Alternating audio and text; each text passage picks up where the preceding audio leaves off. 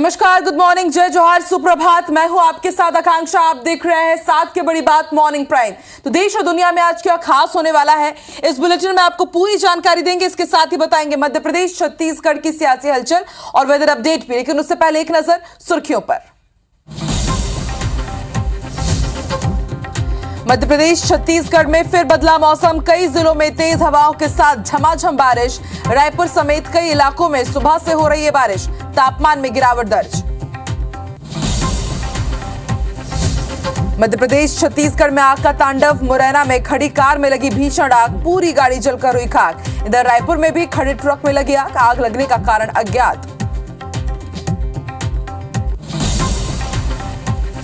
दंतेवाड़ा के अरनपुर नक्सल हमले में बड़ा खुलासा, बच्चों ने चंदा लेने के बहाने रुकवाई थी जवानों की गाड़ी, अस्थायी बैरियर बनाकर चंदा लेने की हो रही थी कोशिश।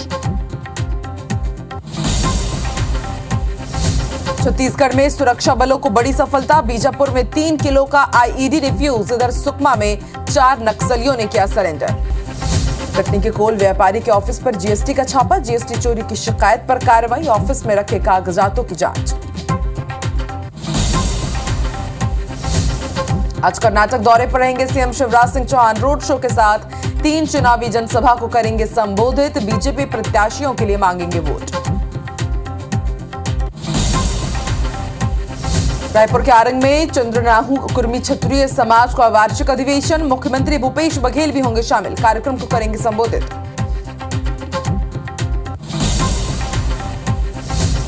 बिलासपुर में कांग्रेस के संभागीय समीक्षा बैठक आज, पीसीसी प्रभारी सचिव चंदन यादव और प्रदेश अध्यक्ष मोहन मरकाम होंगे शामिल, कांग्रेस के कई बड़े नेता भी रहेंगे मौजूद। और रायपुर नगर निगम को विधायक कुलदीप जुनेजा का अल्टीमेटम, कहा नहीं बनने दूंगा गांधी उद्यान में चौपाटी, स्थानीय लोग नहीं चाहते गार्डन में बने चौपाटी।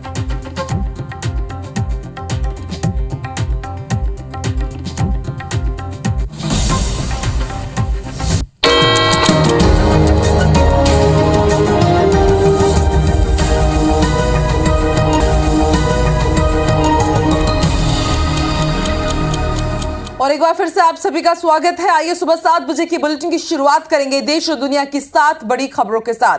प्रधानमंत्री नरेंद्र मोदी आज 2 दिवसीय कर्नाटक दौरे पर कर्नाटक पहुंचने वाले हैं। दूसरी बड़ी खबर, राहुल गांधी की अपील पर आज गुजरात हाईकोर्ट में बेहद अहम सुनवाई होने वाली है। तीसरी बड़ी खबर, महिला पहलवानों की शिकायत पर आखिरकार बृजभूषण सिंह पर 2 एफआईआर दर्ज कर ली गई है। चौथी बड़ी खबर, सीएम केजरीवाल आज धरना स्थल पर पहलवानों से मिलने के लिए जाएंगे, पहलवानों का दंगल लगातार जारी है। पांचवी बड़ी खबर, अगले 4 दिनों में 14 राज्यों में बारिश का हैवी अलर्ट जारी किया गया है। छठी बड़ी खबर, रूस ने यूक्रेन पर 23 मिसाइलें दागी है, जिसमें 16 लोगों की मौत हो गई है। सातवीं बड़ी खबर, आईपीएल से जुड़ी हुई, आईपीएल में आज कोलकाता, गुजरात और दिल्ली हैदराबाद के बीच महामुकाबला होने जा रहा है। और चलिए आगे बढ़ते हैं, सबसे पहले बात कर लेते हैं वेदर अपडेट का। मध्य प्रदेश छत्तीसगढ़ में लगातार बारिश का दौर जारी है। मध्य प्रदेश छत्तीसगढ़ के साथ 14 राज्यों में बारिश का अलर्ट जारी किया गया है। बीते 24 घंटे में देश के कई राज्यों में तेज बारिश का दौर जारी है और मौसम विभाग का कहना है कि अगले 5 दिनों तक बादल यूं ही छाए रहेंगे। छत्तीसगढ़ के भी कई जिलों में बारिश की संभावना है। मध्य प्रदेश की अगर बात की जाए, मालवा, महाकौशल, विंध्य, बुंदेलखंड में यहां पर बारिश हो रही है। भोपाल में तेज आंधी और ओले गिरने के भी आसार जताए गए हैं। तो अचानक से ही पूरे देश में मौसम का हाल बदल गया है, मिजाज बदल गया है। न सिर्फ मध्य प्रदेश छत्तीसगढ़ बल्कि इसके साथ 14 राज्यों में बारिश को लेकर के अलर्ट जारी किया गया है।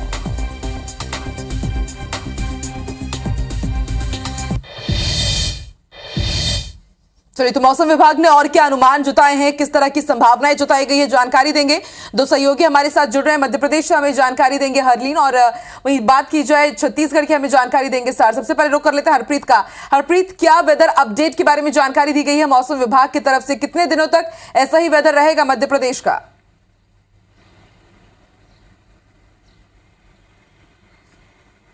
देखिए, बड़ी हैरानी वाली बात है कि मौसम का ये वो दौर है जब मौसम विभाग लू चलने की संभावना जताता है, लेकिन इस समय मध्य प्रदेश के मौसम का मिजाज कुछ इस कदर सुहावना हुआ है कि मौसम विभाग को ओलावृष्टि और तेज आंधी बारिश की संभावना यहाँ पर जतानी पड़ रही है। मध्य प्रदेश के मौसम की अगर बात की जाए तो 28 यानी कल से एक बार फिर से यहाँ पर एक मानसून का जो सिस्टम है वो सक्रिय हुआ है, जैसे कि बारिश जो है वो यहाँ पर एक बार फिर से शुरू हुई है। हालांकि इसे मानसून की बारिश नहीं कहेंगे, लेकिन मानसून जैसे हालात इस समय मध्य प्रदेश में बने हुए हैं। राजस्थान से आने वाली इन हवाओं का जो असर है वो बंगाल और अरब की खाड़ी और सागर से आ रही नमी के चलते ये बारिश मध्य प्रदेश में हो रही है। भोपाल शहर की अगर बात की जाए तो पिछले 24 घंटों में यहाँ पर तेज बारिश हुई है, आंधी चली है, इसके साथ ही कहीं कहीं पर ओले गिरे हैं। इसके साथ ही मध्य प्रदेश के कई ऐसे जिले हैं जहां पर ओले गिरे हैं, तेज आंधी हुई है, बारिश यहाँ पर हुई है। मौसम विभाग ने फिलहाल अगले 24 घंटों में यहाँ पर अलर्ट जारी किया है कि विंध्य, बुंदेलखंड, मालवा और महाकौशल में आज भी बारिश हो सकती है, कहीं कहीं ओले गिर सकते हैं और इसके साथ ही तेज आंधी यहां पर हो सकती है। इसके साथ ही अगर भोपाल शहर के मौसम की तापमान की बात की जाए तो बहुत हैरान करने वाली बात यहां पर सामने आई है कि महज 5 घंटे में 16 डिग्री तापमान भोपाल शहर में कम हुआ है, जो अपने आप में एक रिकॉर्ड है। और इसके साथ ही एसी और कूलर चलाने के इस मौसम में लोगों को पंखा चलाने में भी ठंड महसूस हो रही। तो कुल मिलाकर फिलहाल 4 मई तक पूरे प्रदेश में जो मौसम है वो लोगों को गर्मी से राहत देने वाला है। बिल्कुल जरूर राहत तो देगा हरप्रीत ये मौसम, लेकिन किसानों की जरूर इस वेदर ने आफत बढ़ा दी। आप बने रहिए हमारे साथ, रुक कर लेते हैं स्टार का। स्टार, छत्तीसगढ़ के मौसम वैज्ञानिक क्या कह रहे हैं, कितने दिनों तक ऐसा ही मौसम बना रहेगा, क्या अलर्ट जारी किए गए?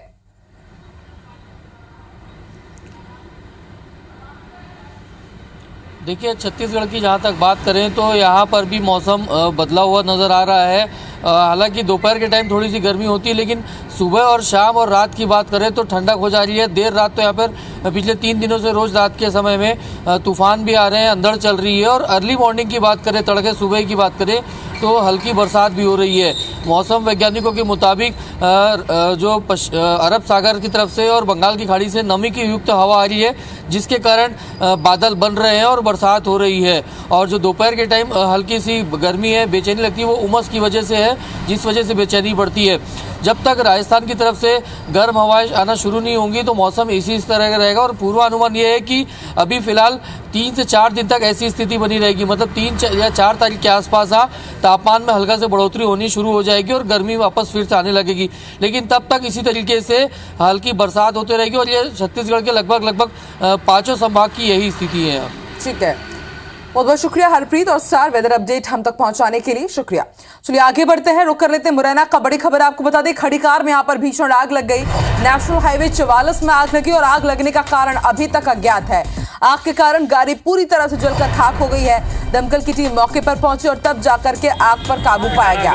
मुरैना की तस्वीरें हम आपको दिखा रहे हैं, देर रात की तस्वीरें। आप देख सकते हैं किस तरह से खड़ी कार में अचानक आग लग जाती है और देखते ही देखते पूरी कार जलकर खाक हो गई। हालांकि कार में आग किस कारण लगी है अभी तक ये स्पष्ट नहीं हो पाया है।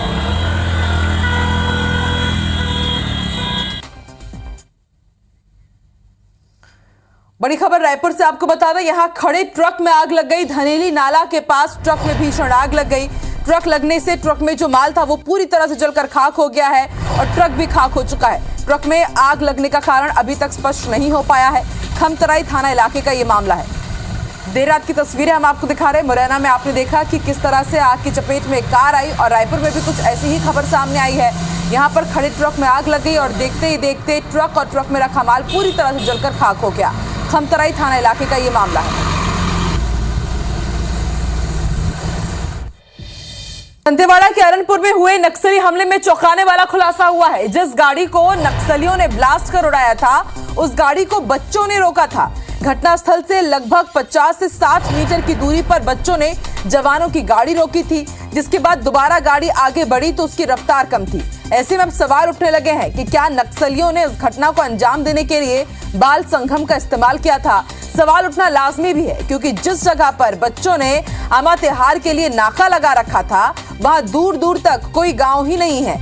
इस जगह से करीब 2 किलोमीटर की दूरी पर भी ग्रामीणों ने नाका लगा रखा था।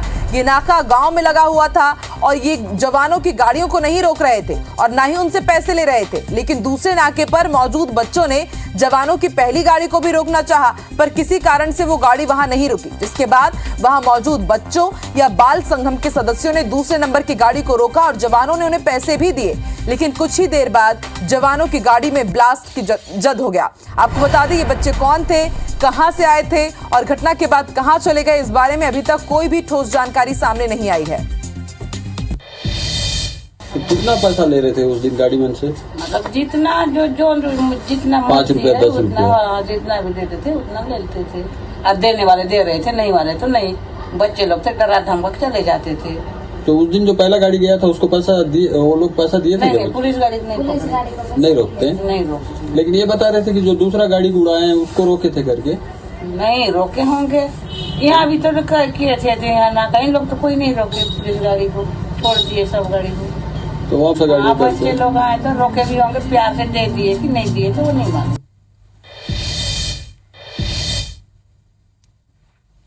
26 अप्रैल को नक्सलियों ने अरनपुर में एक बड़े घटना को अंजाम दिया। यहाँ नक्सलियों ने आईडी ब्लास्ट कर एक जवानों से भरी गाड़ी को उड़ाया था, जिसमें 10 जवान शहीद हो गए थे, एक ड्राइवर की भी मौत हो गई थी। लेकिन घटना के बारे में जो जानकारियाँ मिल रही हैं उसके मुताबिक इस जगह पर कुछ बच्चों ने उस गाड़ी को रोकी थी जो जवानों से भरी थी। आप ये अस्थायी बैरियर देख पा रहे हैं, हालांकि इसे अभी उखाड़ दिया गया। ये डंडा है, इसके साथ ही एक बांस को लगा करके जो गाड़ियां इस तरफ से आवाजाही कर रही थी उन गाड़ियों को रोककर बच्चे उनसे चंदा के रूप में कुछ राशि ले रहे थे। इससे पहले एक गाड़ी जो निकल गई थी उसे भी बच्चों ने रोकने की कोशिश की, लेकिन वो गाड़ी यहाँ पर नहीं रुकी और उसके बाद जो दूसरे नंबर की गाड़ी थी वो गाड़ी को रोकने में बच्चे सफल रहे।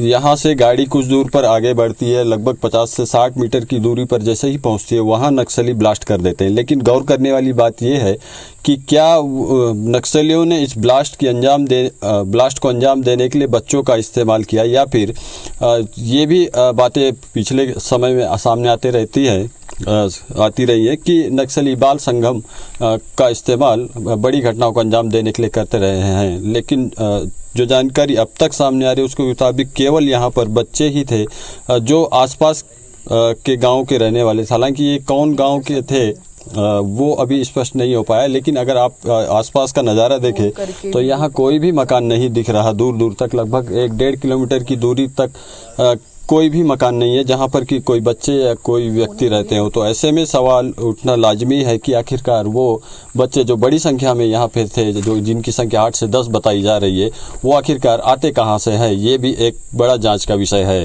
इस समय घटनास्थल अरनपुर से मैं वेद प्रकाश संगम, IBC 24। छत्तीसगढ़ में दंतेवाड़ा में हुई नक्सली घटना के बाद अब मध्य प्रदेश के नक्सल प्रभावित इलाके बालाघाट में भी अब पुलिस अलर्ट मोड पर है। एसपी ने सुरक्षा बलों को एहतियात बरतने के निर्देश दिए हैं, जिसके बाद से सुरक्षा बलों ने सर्चिंग तेज कर दी है। दंतेवाड़ा में नक्सलियों ने सर्चिंग पर निकले सुरक्षा जवानों के वाहन को बम से उड़ा दिया था। कयास लगाए जा रहे हैं कि महाराष्ट्र और छत्तीसगढ़ में वारदात को अंजाम देने के बाद नक्सली बालाघाट के दक्षिण बहियर और लांजी इलाके में मौजूद जंगलों में शरण ले सकते हैं। इसे देखते हुए एसपी ने सुरक्षा बलों को निर्देश दिए हैं कि वो खुद कैंप की सुरक्षा का खास ध्यान दें, साथ ही मूवमेंट के दौरान सुरक्षा के नियमों का भी खास ध्यान रखें। कैंप की सुरक्षा को लेकर और सामान्य आवागमन को लेकर जो हमने मानक गाइडलाइंस बनाई है नक्सल प्रभावित क्षेत्रों में, उनका पालन करने की हिदायत दी है। लगातार हम लोग बताते भी रहते हैं, पर घटना के बाद एक्स्ट्रा अलर्टनेस के लिए बताया है और लेकर भी हम लोग एक्स्ट्रा अलर्ट पे हैं। बीजेपी लगातार मिशन कर्नाटक में जुटी हुई है और आज सीएम शिवराज सिंह चौहान कर्नाटक में प्रचार करने के लिए जाएंगे। 3 चुनावी सभाओं को संबोधित करेंगे। कर्नाटक में रोड शो भी करेंगे मुख्यमंत्री शिवराज सिंह चौहान। तो इससे पहले भी मुख्यमंत्री शिवराज सिंह चौहान कर्नाटक दौरे पर रह चुके हैं ताबड़तोड़, वहां पर उन्होंने चुनावी सभाएं की और आज एक बार फिर से सीएम शिवराज सिंह चौहान कर्नाटक के दौरे पर रहेंगे। 3 चुनावी सभाओं को संबोधित करेंगे।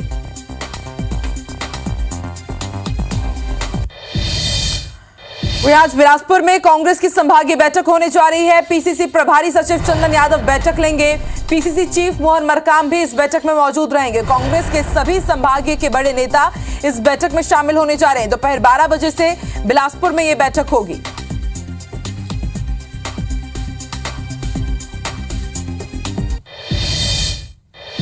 तो वहीं मध्य प्रदेश के कांग्रेस नेता आज हनुमान चालीसा का पाठ करेंगे। दक्षिण पश्चिम विधानसभा में हनुमान चालीसा का पाठ किया जाएगा। 51,000 हनुमान चालीसा का पाठ करेंगे कांग्रेस नेता।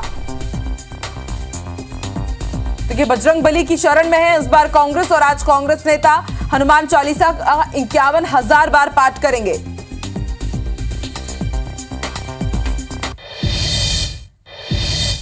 छत्तीसगढ़ में आरएसएस के पूर्व प्रांत प्रचारक और वर्तमान में आरएसएस के अखिल भारतीय स्तर पर धर्म जागरण का काम देख रहे राजेंद्र जी का बड़ा बयान सामने आया है।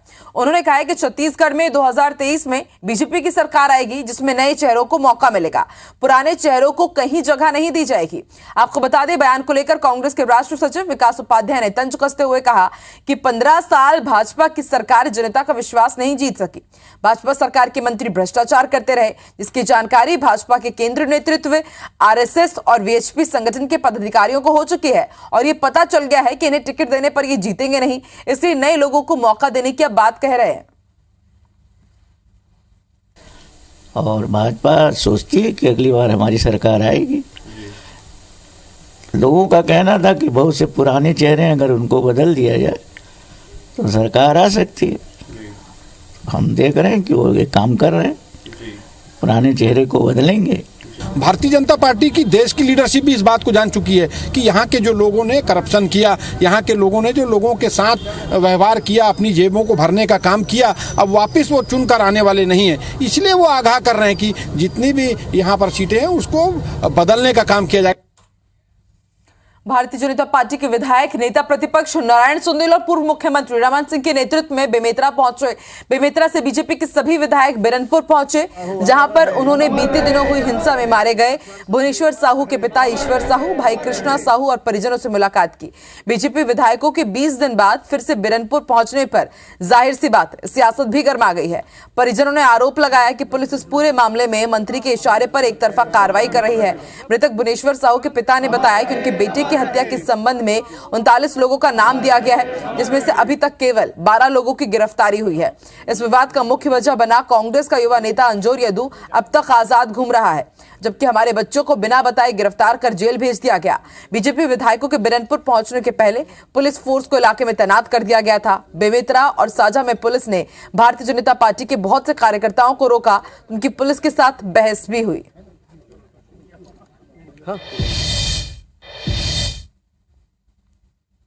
शिकायत पूरे परिवार का शिकायत है कि दोषी लोगों को बख्शा जा रहा है और राजनीतिक चश्मे से, राजनीतिक दृष्टि से निर्णय लिए जा रहे हैं। हम लोग बैठ के निर्णय लेंगे और कार्यकर्ताओं ने जो शिकायत की उसका परीक्षण करेंगे।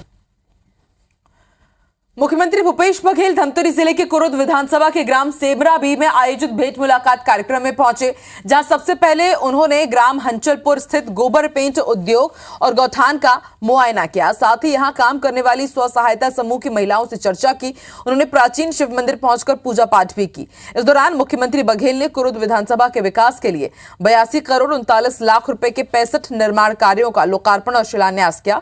साथ ही कई योजनाओं के तहत हितग्राहियों को प्रतीकात्मक तौर पर सामग्री और चेक का वितरण किया। बता दें कि इस दौरान सीएम ने लोगों से बात की और उनकी समस्याओं और शिकायतों को भी सुना। साथ ही मौके पर उन्होंने इस संबंध में अधिकारियों को निर्देश भी दिए। सेमरा के बाद मुख्यमंत्री कुरुद रेस्ट हाउस पहुंचे, जहां मुख्यमंत्री भूपेश बघेल ने सामाजिक संगठनों से भेंट मुलाकात की। इस दौरान अलग अलग समाज के लोगों से भी मुख्यमंत्री ने मुलाकात की। ग्राम पंचायत सेमरा 3 में स्थित पशु अंधालय का पशु चिकित्सालय में उन्नयन कराया जाएगा। नगर पंचायत बखारा में स्वामी आत्मानंद उत्कृष्ट अंग्रेजी माध्यम विद्यालय में विभिन्न निर्माण कराया जाएगा। ग्राम पंचायत जाता पार्क के अंतर्गत सिरसी और कोर्रा में मुक्तिधाम का निर्माण कराया जाएगा। देखिए, अब दिल्ली में पोस्टर वाली सियासत शुरू हो गई है। दिल्ली के सीएम अरविंद केजरीवाल के नए पोस्टर लगे हैं और केजरीवाल के बंगले को शीश महल बताया गया है। आपको भी याद होगा कि एक न्यूज चैनल ने स्टिंग ऑपरेशन किया था, खुलासा किया था कि केजरीवाल ने अपने बंगले के रेनोवेशन में 45 करोड़ रुपए खर्च किए हैं। 2.5 करोड़ के पर्दे लगाए गए थे, 65 लाख के टाइल्स लगाई गई थी, और अब देखिए इस तरह के जगह जगह बड़े बड़े पोस्टर्स लगाए गए हैं। केजरीवाल के बंगले को शीश महल बताया गया है। देखिए पोस्टर भी आप देखिए, केजरीवाल के घर का रेनोवेशन 45 करोड़ का और अलग अलग हिस्सों में किस तरह के खर्चे हुए हैं उसकी पूरी जानकारी इस पोस्टर में दी गई और ये भी लिखा हुआ है कि ये पैसा तो है मेरे टैक्स का। तो देखिए तंज कसा जा रहा है, एक बार फिर से सियासी वार शुरू हो चुका है अरविंद केजरीवाल के ऊपर और इस बार जो सहायता ली जा रही है वो पोस्टर की ली जा रही है। दिल्ली में पोस्टर वाली सियासत की शुरुआत हो चुकी है। तो आरटीआई के जरिए यह खुलासा हुआ था कि केजरीवाल ने कोरोना के दौरान 45 करोड़ रुपए से अपने घर को रेनोवेट करवाया, सरकारी बंगले को एकदम शीश महल का लुक दिया और उसके बाद अब जगह जगह दिल्ली में कुछ इस तरह के पोस्टर नजर आ रहे हैं। रुक करते कटनी का बड़ी खबर आपको बता दें, कोल व्यापारी के ऑफिस पर जीएसटी ने छापेमार कार्रवाई की है। जीएसटी चोरी से जुड़ा हुआ यह मामला है। पहले भी जीएसटी की टीम ने छापेमार कार्रवाई की थी और ऑफिस में जो डॉक्यूमेंट्स रखे हुए हैं इस वक्त उनकी जांच जारी है। इस वक्त की बड़ी खबर, जीएसटी चोरी के मामले में कोल व्यापारी के यहां पर जीएसटी की टीम ने छापेमार कार्रवाई की है। पहले भी इनकी घर में टीम रेड कर चुकी है और ऑफिस में रखे हुए दस्तावेजों की इस वक्त जांच जारी है। मध्य प्रदेश में 27% ओबीसी आरक्षण के मामले में सुप्रीम कोर्ट ने मध्य प्रदेश सरकार और ओबीसी आरक्षण पर अदालत आने वाले तमाम पक्षकारों को नोटिस जारी किया है। सुप्रीम कोर्ट ने राज्य सरकार के साथ ही सभी पक्षकारों से 2 हफ्तों में जवाब मांगा है और ओबीसी आरक्षण मामले पर 12 मई को अब अगली अहम सुनवाई तय की है। सुप्रीम कोर्ट अब 12 मई को तय करेगी कि मध्य प्रदेश में ओबीसी आरक्षण को लेकर वो खुद सुनवाई करे या फिर ये याचिकाएं जबलपुर हाईकोर्ट को सुनने के लिए दी जाए। दरअसल राज्य सरकार के साथ एससी, एसटी, ओबीसी एकता मंच ने 2 याचिकाएं सुप्रीम कोर्ट में दायर की थी। इनमें मांग की गई थी कि ओबीसी आरक्षण मामले पर अब सुप्रीम कोर्ट में ही सुनवाई हो और इस विषय में जबलपुर हाईकोर्ट में लंबित तमाम याचिकाएं सुप्रीम कोर्ट में ट्रांसफर कर दी जाए। सुप्रीम कोर्ट में 2 ट्रांसफर याचिकाओं की सुनवाई हुई है। इसमें मध्य प्रदेश के समस्त प्रकरणों को सुप्रीम कोर्ट में ट्रांसफ़र किए जाने का निवेदन किया है क्योंकि 27% आरक्षण ओबीसी का नॉन डिस्प्यूटेड है। 9 जजों की संवैधानिक पीठ ने इसको अपहेल्ड किया है इंदिरा साहनी के केस में। ये याचिकाएं सुप्रीम कोर्ट में ही सुने जाना चाहिए और नोटिस जारी करके सुप्रीम कोर्ट ने अगली सुनवाई 12 मई को नियत की है। हाईकोर्ट में मध्य प्रदेश पुलिस की बड़ी किरकिरी हुई। ड्रग्स रखने के आरोप में पकड़े गए युवक की जमानत में सुनवाई के दौरान हाईकोर्ट ने पुलिस को जमकर फटकार लगाई। दरअसल पुलिस ने गिरफ्तारी के वक्त युवक के पास से जो पदार्थ बरामद किया था वो ड्रग्स नहीं बल्कि यूरिया निकला। इस मामले में फटकार लगाने के साथ ही हाईकोर्ट ने डीजीपी को आदेश दिया कि युवक को अब 10 लाख रुपए का मुआवजा दिया जाए। इसके साथ ही हाईकोर्ट ने इस कार्रवाई में शामिल अफसरों की भी जांच करने के आदेश दिए हैं और 2 महीने में रिपोर्ट पेश करने के लिए कहा है। बता दें कि 6 दिसंबर साल 2022 को ग्वालियर की मुरार पुलिस और क्राइम ब्रांच की टीम ने संयुक्त कार्रवाई करते हुए एमडीएमए ड्रग्स की बड़ी खेप पकड़ी थी।